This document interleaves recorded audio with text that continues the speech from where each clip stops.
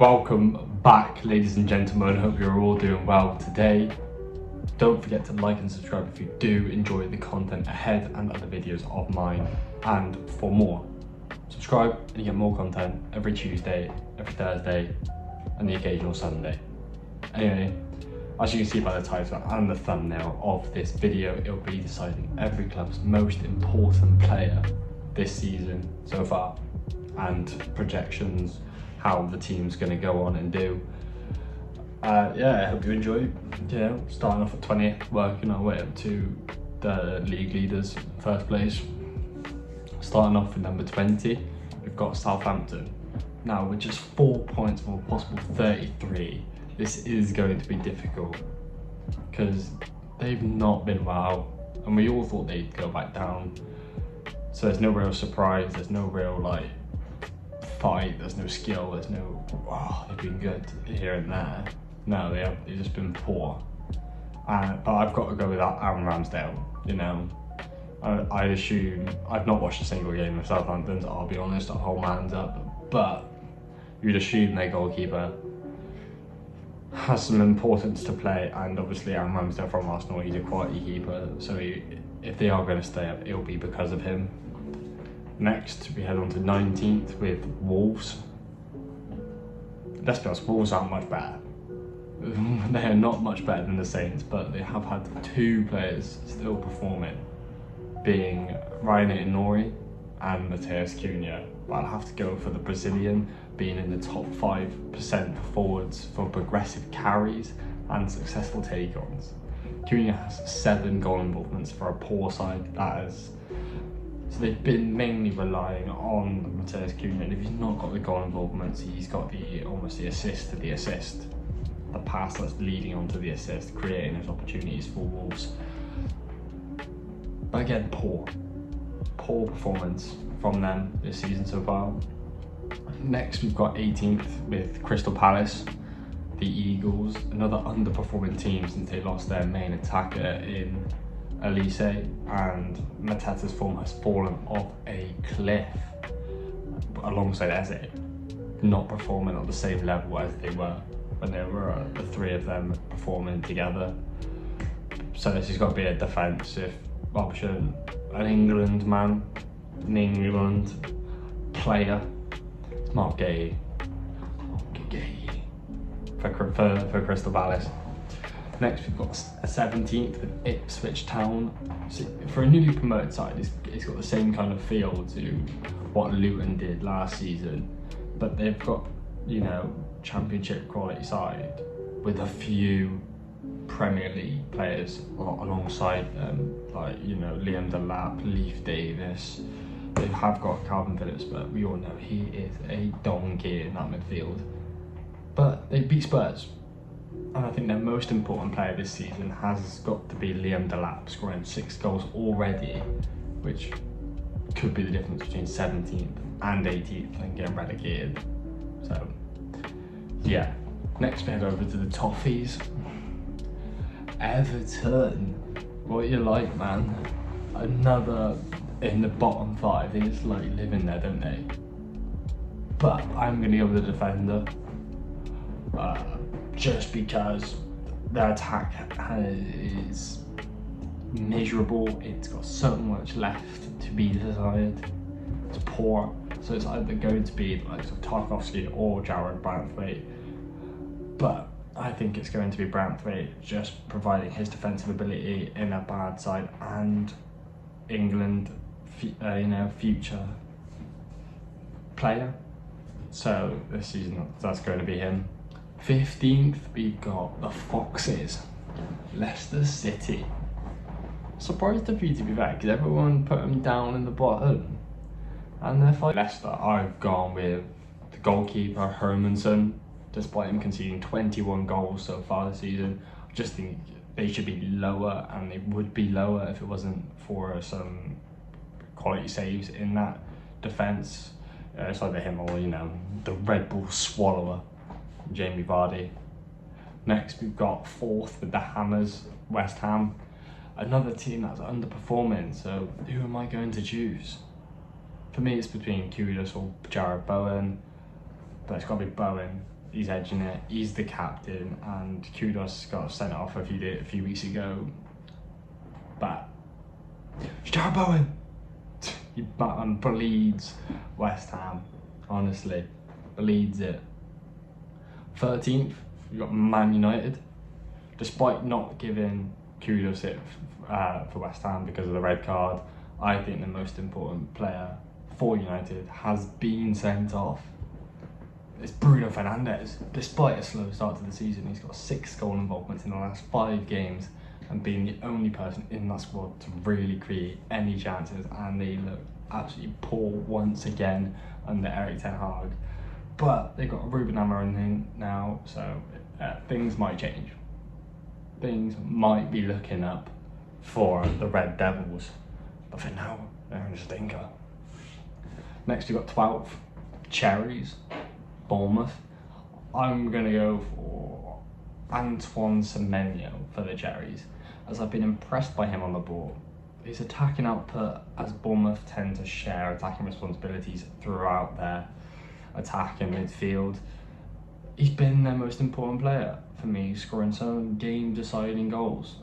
I've just got to give my applause to it. He's impressed me. Next, the Bees, 11th, Brentford. With losing Ivan Toney during the summer permanently to Saudi Arabia, Visser and Bomo have made the transition seamless. I know Toney obviously had the ban last season, so they have been playing without him. But now he's definitely gone, so they did replace him with that Thiago Eagle from Club Brugge, but he's been injured, so Visser and Bomo has had to cover that. But I have to pick one, so it's gonna be Mboma, as he's got more goals and he's also had to play a bit more of a defensive position to keep and maintain some points for them so far. What do you guys think? Let me know down below for that one. Who's more important, Visser or Mboma? 10th, we got Spurs. See, I've been impressed with this player since, you know, he had to fall back into a deeper role, and it's Kulusevski. Yes, the stats aren't, you know, he's not like banging in 16 goals and 12 assists, but we've been seeing actually what they signed him from Juve for.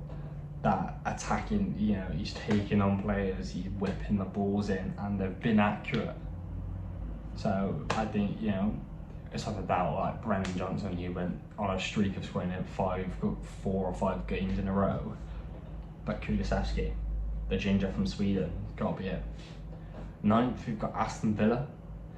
See, this player is a recent joiner, and I think we've sensed a little bit of a, maybe Ollie Watkins isn't as consistent as he was last season. You know, he's not been firing those goals left, right and centre. But I have gone for an attacker, but not John Duran, Morgan Rogers.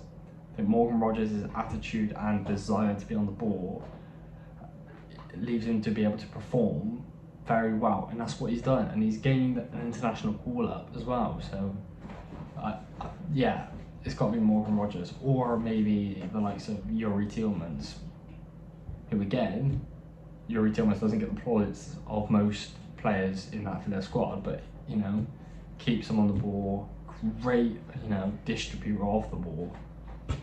But Morgan Rogers for me, just because I like him more. Anyway, 8th, Newcastle United. I mean, I dislike this team, mainly because I watch a podcast and it's got a guy yapping, Newcastle best team in the world. No, they're not. Load of shit. But there's a few decent players in the squad. You know, Isak, Gordon, Bruno, Pope. But the most important is the relentless runner. He's going from box to box. Who doesn't like, he was a striker like 4 years ago, and now he's, in my opinion, one of, in the top 6 centre mids in the league.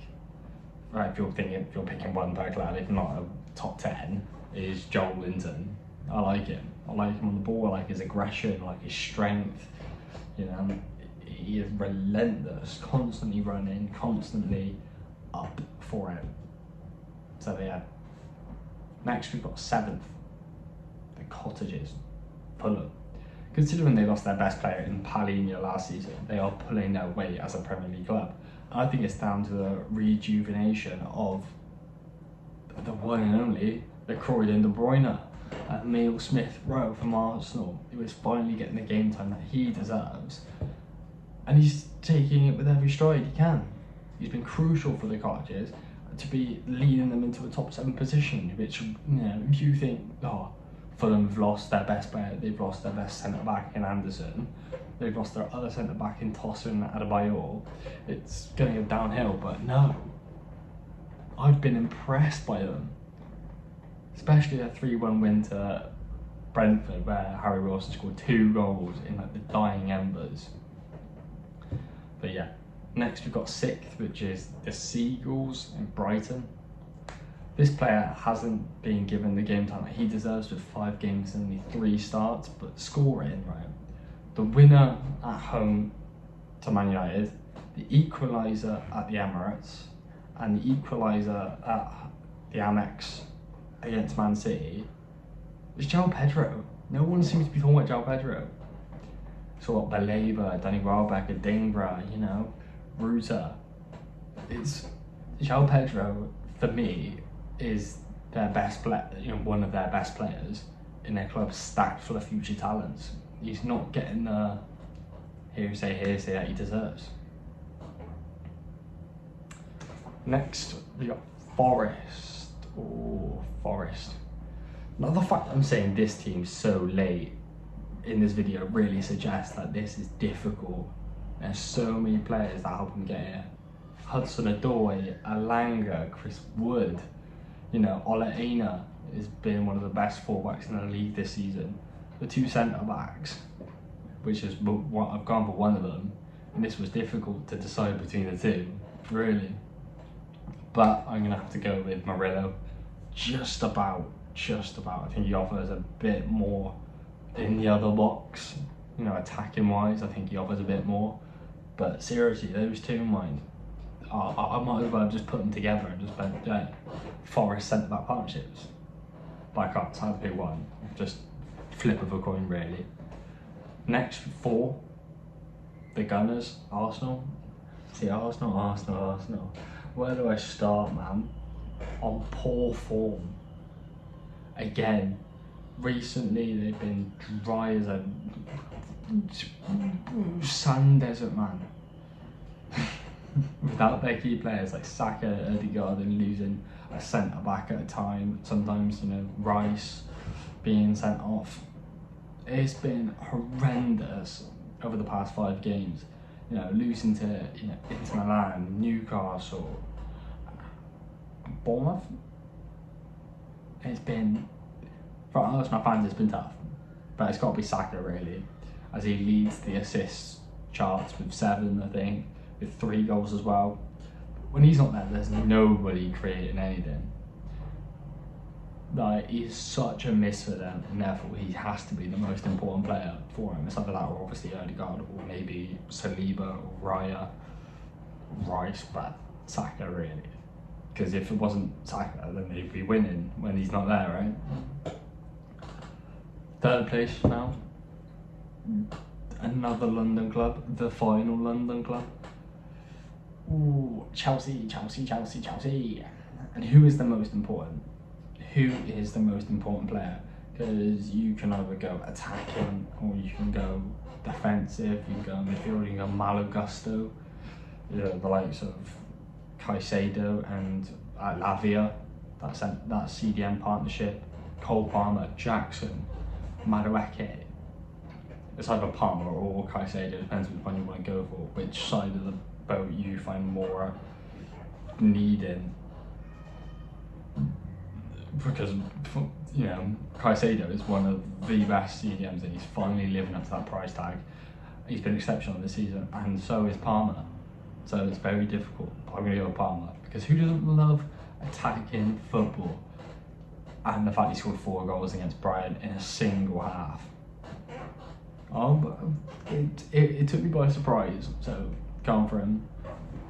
Next, 2nd, we've got Manchester City. Easy does it with this one, really. Erling Haaland. Without De Bruyne and Stones, as they're injured is going to be the number 9, despite his lack of goals for his standards. As they lost 4 on the bounce. I almost went for none, I'll be honest with you, because Rodri obviously isn't going to be playing the rest of the season. De Bruyne is going to be in and out of injuries, we all know that. It's Erling Haaland. I don't rate him. I don't think he's anywhere near like the best strikers, you know, at the moment. But anyway, first we've got Liverpool. Now the league leaders. I can honestly select about 5, 6, 7 different people, but you know, which I previously spoke about in the last video. If you've not watched it, go ahead and watch it, because it just went into detail about the Liverpool season so far. But anyway, it's got to be the right winger. The genie of a right winger, the best winger in Prem history, the Egyptian king, Mo Salah, at his exceptional age so far at 32, has proven that he is still our most important player, alongside the likes of Van Dijk, you know, Kanate, Trent. Obviously Alisson's been injured, but usually either Alisson, Van Dijk or Salah is one of those 3 over the last 6, 7 years. But yeah, anyway, that will conclude this video. I hope you did enjoy, and if you did, don't forget to like and subscribe for more content like this. I'll see you lot in a bit. Peace.